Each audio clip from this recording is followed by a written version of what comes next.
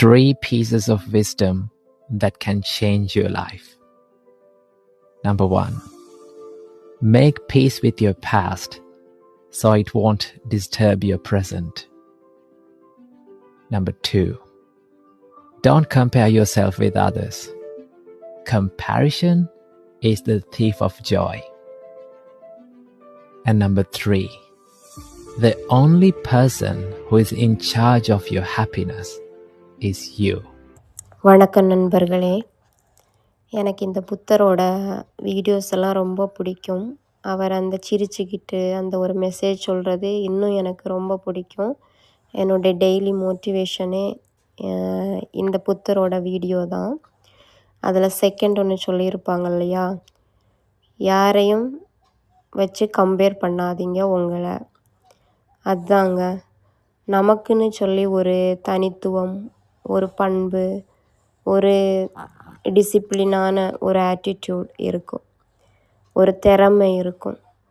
அதை மட்டும் பார்த்துட்டு நம்ம எப்படி இந்த இடத்துல இருந்து இந்த இடத்துக்கு மேலே வரணும்னு மட்டும்தான் யோசிக்கணுமே தவிர, நம்ம அடுத்தவங்கள மாதிரி வளரணும், அடுத்தவங்கள மாதிரி இருக்கணும் அப்படின்னு நினைக்கவே கூடாதுங்க. இப்போ ரீசண்டாக நான் நிறைய வீடியோஸ் பார்ப்பேன்.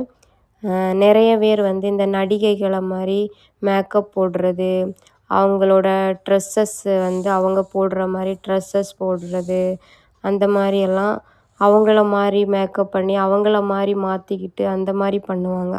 ஆனால் அப்படி இல்லைங்க.